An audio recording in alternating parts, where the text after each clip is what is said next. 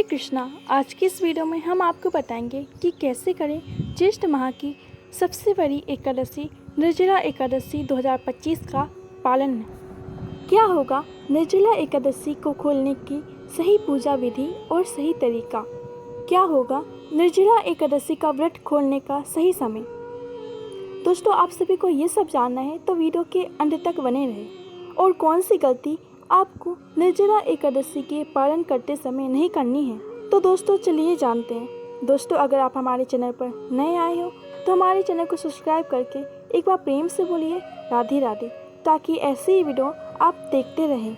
निर्जला एकादशी का व्रत रखकर भगवान श्री हरि विष्णु के भगवान श्री कृष्ण स्वरूप की पूजा अर्चना की जाती है। साथ ही इस दिन माँ लक्ष्मी नारायण की भी पूजा की जाती है। इस एकादशी को भीमसेनी एकादशी, पांडव निर्जला एकादशी या रुक्मणी हरण एकादशी के नाम से भी जानते हैं, क्योंकि इसी दिन भगवान श्री हरि विष्णु के अवतार भगवान श्री कृष्ण ने माता लक्ष्मी के स्वरूप माँ रुक्मणी का हरण किया था। पांडव भीम सिर्फ इसी एकादशी का व्रत करके साल में पड़ने वाली 24 एकादशी का फल प्राप्त किया करते थे। सिर्फ एकमात्र एकादशी निर्जला एकादशी का पालन करने से सभी एकादशियों का पुण्य फल प्राप्त होता है और श्री हरि भगवान विष्णु की कृपा प्राप्त होती है। इस एकादशी का व्रत करने से मनुष्य को प्रेत योनि दिलाने वाले सारे पाप का नष्ट हो जाता है और भक्तों की छोटी बड़ी सारी मनोकामनाएं पूर्ण हो जाती हैं। इस एकादशी का व्रत पूरा करने वाले व्यक्ति को मोक्ष की प्राप्ति होती है। साथ ही भगवान विष्णु की कृपा से जीवन में धन संपदा की प्राप्ति होती है और सुख समृद्धि उसके जीवन में बनी रहती है और उस मनुष्य की मृत्यु के पश्चात उसे वैकुंठ की प्राप्ति होती है। इस एकादशी व्रत को खोलने के लिए एकादशी तिथि का अंत होना आवश्यक है। इस बार निर्जला एकादशी का व्रत 6 और 7 जून को रखा गया है। इसलिए इस बार निर्जला एकादशी पर एकादशी की तिथि समाप्त होगी 7 जून शनिवार सुबह 4:47 तक। पर केवल एकादशी तिथि समाप्त होने पर एकादशी व्रत को खोलना नहीं चाहिए, क्योंकि नियम के अनुसार एकादशी के बाद हरिवंशर का समय आता है, क्योंकि इस समय एकादशी का व्रत नहीं खोला जाता। निर्जला एकादशी के बाद शुरू होने वाला हरिवंशर का समय समाप्त होगा 6 जून शुक्रवार को सुबह 11:25 तक। यानी आप निर्जला एकादशी का व्रत कर रहे हैं तो आपको इस समय तक निर्जला एकादशी का व्रत नहीं खोलना है। द्वादशी तिथि के प्रारंभ होते ही एकादशी का व्रत खोला जाता है और इस वर्ष द्वादशी तिथि का आरंभ हो रहा है 7 जून शनिवार को सुबह 4:48 से द्वादशी तिथि का समापन होगा 8 जून रविवार सुबह 7:17 तक। आइए अब जानते हैं द्वादशी पर पड़ने वाले सभी शुभ और अशुभ मुहूर्त के बारे में, ताकि आप भूल से भी गलत मुहूर्त पर अपना निर्जला एकादशी का व्रत ना खोल लें। तो चलिए जानते हैं। 7 जून 2025 को द्वादशी का सूर्योदय सुबह 5:44 पर होगा और सूर्यास्त शाम 7:60 पर होगा। ब्रह्म मुहूर्त सुबह 4:08 से प्रारंभ होकर 4:56 तक रहेगा और प्रातःकाल की पूजा का मुहूर्त रहेगा 4:50 से लेकर 5:26 तक। इस दिन सर्वार्थ सिद्धि योग सुबह 9:39 तक रहेगा। अभिजीत मुहूर्त सुबह 11:58 से लेकर 12:52 तक रहेगा और अमृत काल का आरंभ होगा दोपहर 2:56 से लेकर शाम के 4:45 तक।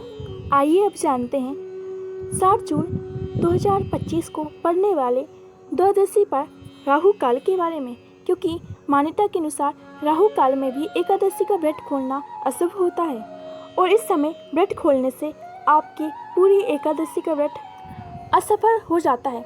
द्वादशी पर राहु काल का आरंभ होगा सुबह 9:05 से लेकर सुबह 10:45 तक। इस अशुभ राहु काल के समय अपना निर्जला एकादशी का व्रत ना खोलें और ना ही इस समय पूजा करें। दोस्तों, अब चलिए जानते हैं जिन्होंने 6 जून को निर्जला एकादशी का व्रत रखा है उन्हें किस समय पर अपनी एकादशी का व्रत खोलना है।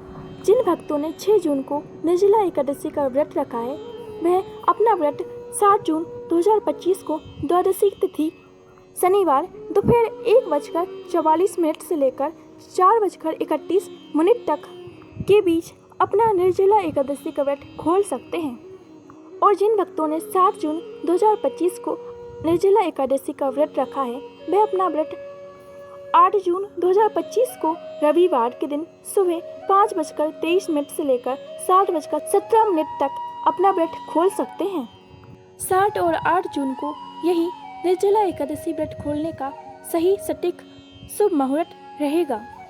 आपने निर्जला एकादशी का व्रत 6 जून को रखा हो या 7 जून को, अगर आप इसी मुहूर्त में निर्जला एकादशी का पालन करेंगे तो आपको निर्जला एकादशी की संपूर्ण फल की प्राप्ति होगी। अब चलिए जानते हैं निर्जला एकादशी खोलने की यानी निर्जला एकादशी द्वादशी पर खोलने की पूरी पालन विधि। एकादशी व्रत का पालन करने से पहले इस बात का खास ध्यान रखें कि मुहूर्त के अनुसार द्वादशी तिथि शुरू हो गई हो। अगर द्वादशी तिथि सूर्योदय के पहले ही समाप्त हो गई हो तो अपना एकादशी व्रत का पालन सूर्योदय के बाद करें। इस बात का खास ध्यान रखें कि द्वादशी तिथि के अंदर ही पालन न करना पाप के समान होता है। इसलिए द्वादशी तिथि के शुभ मुहूर्त के अंदर ही अपनी एकादशी तिथि पालना करें। ऐसे ही समय पर व्रत का पालना करने पर ही आपको अपनी एकादशी का पूरा फल प्राप्त होगा, अन्यथा आपकी एकादशी का व्रत मान्य नहीं होगा। एकादशी व्रत का पालन करने का समय सुबह यानी प्रातःकाल का ही होता है। एकादशी व्रत का पालन करने वाले श्रद्धालुओं को मध्याह्न यानी शाम के समय व्रत को खोलने से बचना चाहिए।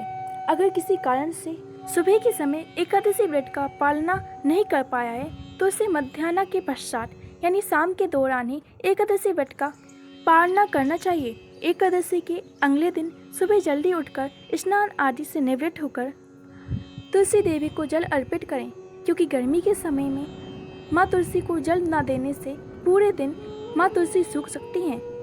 क्योंकि एकादशी के दिन माता तुलसी को जल अर्पित नहीं किया जाता, इसलिए द्वादशी तिथि पर सबसे पहले माता तुलसी को जल देना आवश्यक है।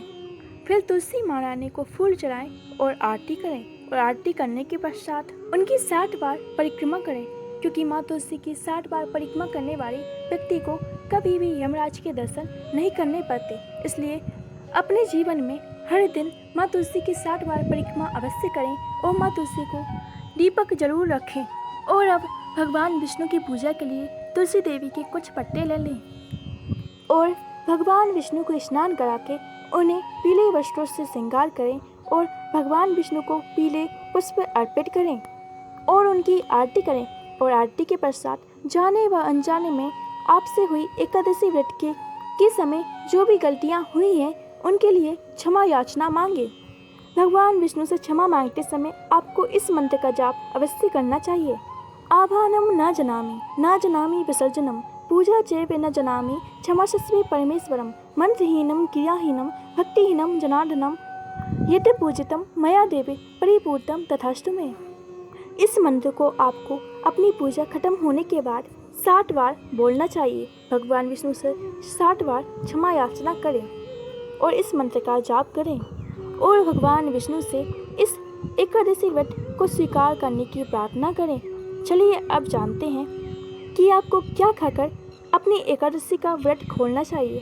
द्वादशी के दिन आपको भगवान विष्णु को हर तरीके से सात्विक भोजन का ही भोग लगाएं और इस दिन लहसुन प्याज का भी उपयोग ना करें।